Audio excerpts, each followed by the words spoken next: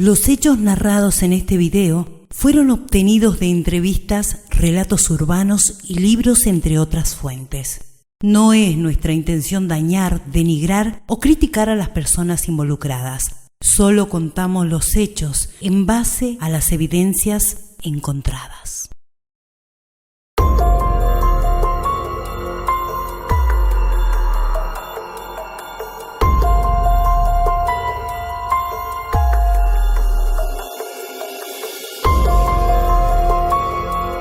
El cementerio del Salvador es una de las joyas arquitectónicas más preciadas de los jujeños.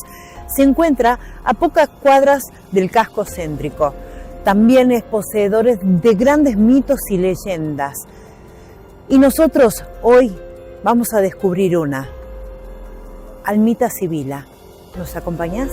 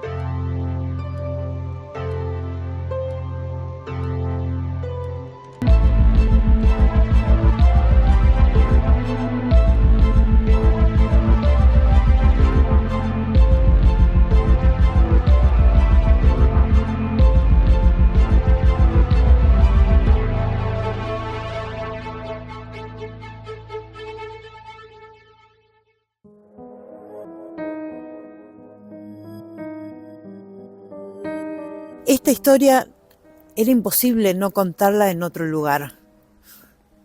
Visitación Sibila tiene mucho para decir todavía, a pesar de que ya pasaron un centenario desde su grave asesinato. Nosotros, desde Criminalia, vamos a contarte un poco de esta terrible historia.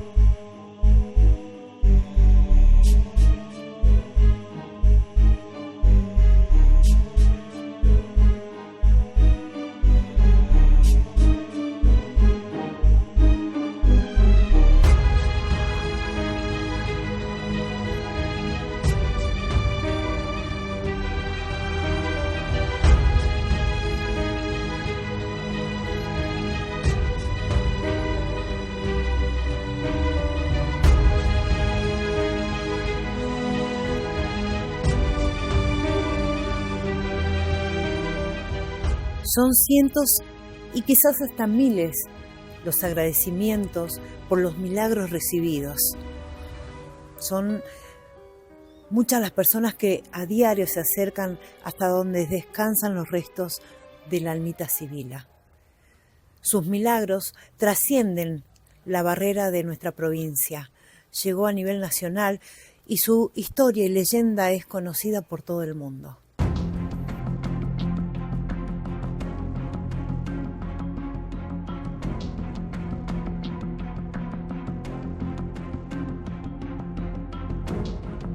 Son innumerables los testimonios de personas que recibieron la ayuda y solución a los problemas. Siempre con mucha fe le piden a Visitación Sibila que interceda ante Dios para que les realice el milagro.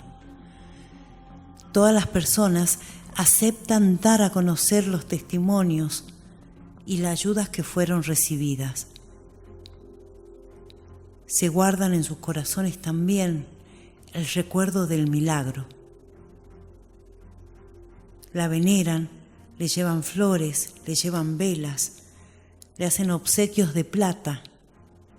Hay una cantidad de jóvenes hablando con Visitación, rezando por ella en su tumba, pidiendo la gracia y la ayuda. Almita Sibila fue el nombre con el que la rebautizaron los jujeños. Todos los días llegan personas de todas las provincias de la Argentina a pedirle milagros, otros solamente a conocer su historia.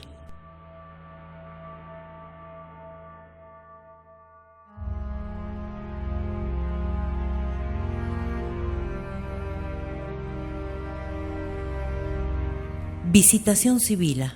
Su apellido es con C, no con S. Sus padres fueron Mariano Sibila y Filomena Serpa de Seco. Tuvo hermanos, uno de ellos se llamaba Mariano, como su padre. Visitación nació en el siglo XIX y falleció el 1 de junio del año 1908, a los 32 años de edad. No se pudo conseguir su fecha de nacimiento, porque en el lugar donde nació es un lugar rural. Esta información fue aportada por un hijo de Mariano Sibila, primo hermano de Visitación, ya fallecido hace varios años. Su hijo vive en esta ciudad y su nombre es Severino Sibila.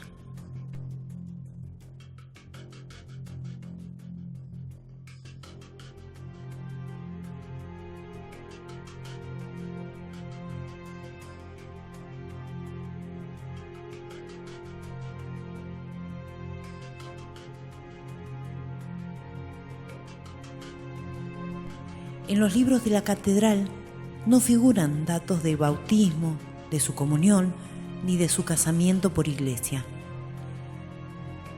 Son muy escasos los datos sobre su persona. En ese tiempo, la ciudad recién nacía. La zona rural, que ahora nos parece tan cerca, era muy alejada, y quienes habitaban esos lugares tenían como único medio de transporte un caballo.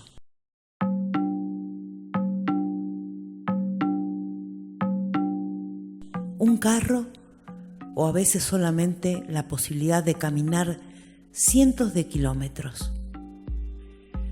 La única iglesia católica cercana que existía era la Catedral Basílica, la iglesia San Francisco y la iglesia Santa Bárbara, todas en la ciudad. Por ello, la falta de información de su vida, ya que Visitación habitaba la zona rural. Consultando el registro civil de las personas, carece de documentación de esos años. Sí existe actas de casamiento civil y de su defunción.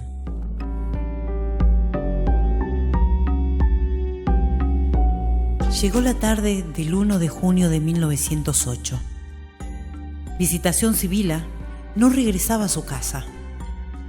Julián Medrano comenzó a preocuparse y pensaba quizás Visitación se encontró con alguna amiga o quizás estaba durmiendo con algún churito. Eran las 11 de la mañana y Julián Medrano llegó a la comisaría a presentar la denuncia. Él era un hombre de 40 años de edad, natural de Bolivia, con 30 años de residencia en el país, labrador con instrucción viudo y domiciliado en El Carmen. Su declaración fue la siguiente: Visitación había salido a las 8 de la mañana de su casa. Siendo las 5 de la tarde, llegó su caballo. Entonces Medrano salió decidido a buscarla, preocupado por si le estaba siendo infiel. Siguiendo el rastro del caballo, llegó hasta Higuerilla, a la casa de José María Carmona, a quien le preguntó por Visitación. Este le respondió que la había visto pasar como a las 2 de la tarde, rumbo a su casa. también había pasado por Berna Ocampo, a quien también le preguntó si la vio pasar. Ahí le contestaron que sí, también pasó como a las 2 de la tarde. Julián Medrano la buscó toda la tarde y decidió volver hasta su hogar, pensando que Visitación ya había regresado. Al otro día, al darse cuenta que no, y no obtener ninguna noticia de ella, fue a la casa del subcomisario don Onofre Pérez a dar cuenta de lo sucedido, el cual le dijo que no podía hacer nada ahí, que tenían que bajar hasta la ciudad, porque ahí podía dar las órdenes. A todo esto, los vecinos de los alrededores ya estaban avisados de la ausencia de Visitación. En eso se acercó Francisco Rivero y Genaro Burgos, a fin de ayudar en su búsqueda. Se reunieron los tres junto a Medrano y salieron a caballo por el camino en dirección a la ciudad. Al llegar a la mitad del monte alto del Carmen y al lado de una tipa grande, a la orilla del camino, encontraron un chorro de sangre que descubrieron los perros. Decidieron seguirlo. Habían encontrado una huella, como si hubieran arrastrado algún cuerpo o algo grande, tal vez algún animal. Decidieron adentrarse al monte, siguiendo la sangre, y como a 40 metros del punto donde se halló el primer charco de sangre y siguiendo dicha huella, encontraron el cuerpo de Visitación, que estaba cubierta con ramas y que no sabían cómo habría pasado.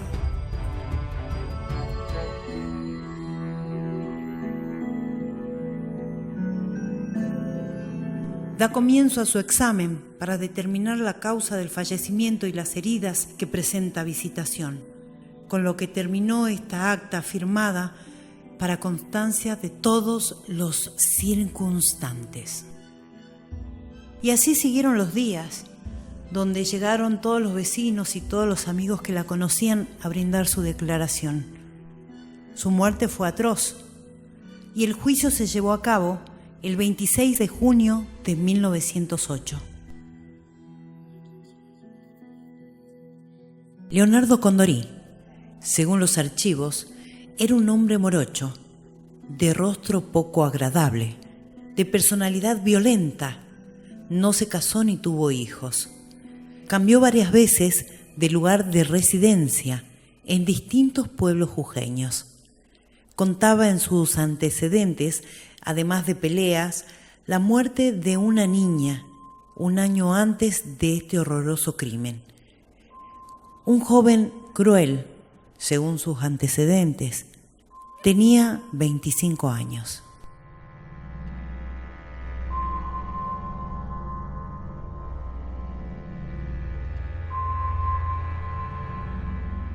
Sentencia, cárcel y el final de Leonardo Condorí.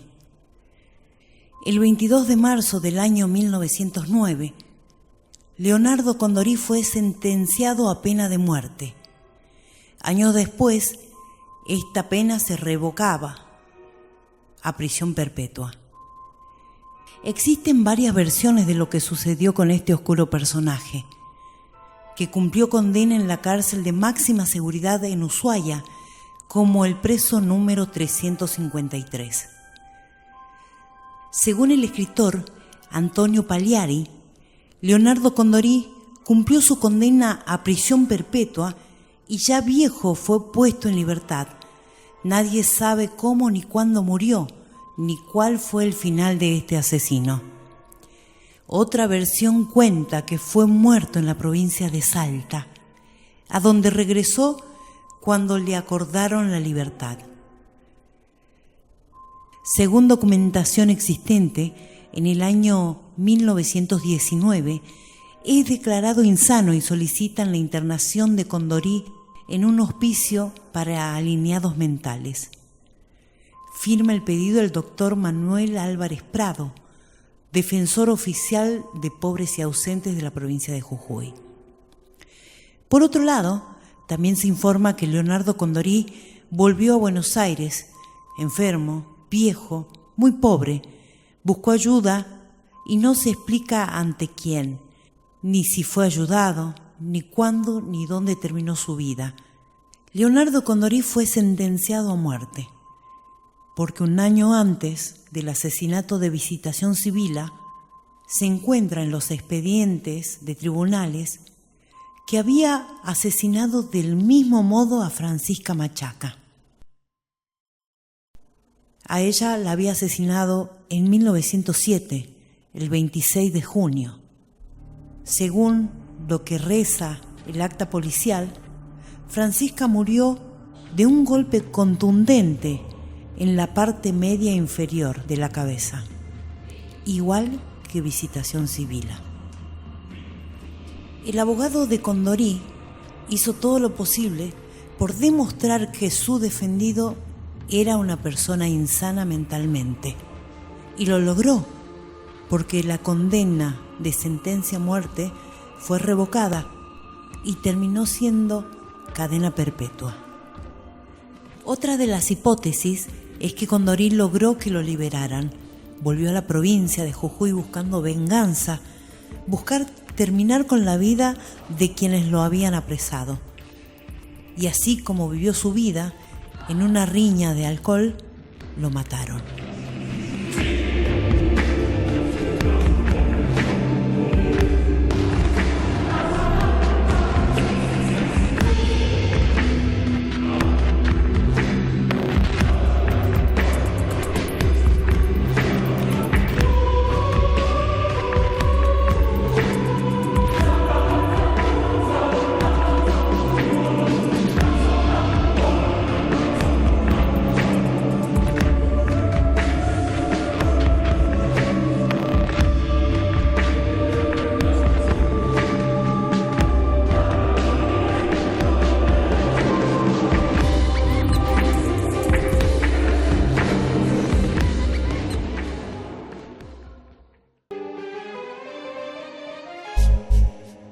El retrato que antecede fue diseñado por un retratista jujeño, ya que no se consiguió foto de Visitación. La única fotografía existente es la de cuando la encuentran muerta. La misma figura en el expediente policial. Está muy oscura y borrosa, ya que pasaron cientos de años desde aquel fatídico día. En ella se ve a Visitación como dormida entre yuyos y hojas. No está muy clara, dado el tiempo transcurrido y el lugar. Consultando a los familiares y amigos de Sibila, nadie conserva fotos de ella. Tampoco recuerdan la fecha de nacimiento. Solamente se sabe que nació en el Totoral, un lugar de la localidad de Las Capillas, en la zona noroeste de la ciudad capital de la provincia de Jujuy. Las facciones del retrato son muy similares al rostro de la fotografía, ya que según la descripción de los escritos de esos años, el rostro de Visitación era una carita criolla de nuestra tierra, morena, de ojos muy lindos, agradable. Su cabello era negro con poca ondulación, semilargo. Un rostro clásico de una verdadera mujer jujeña.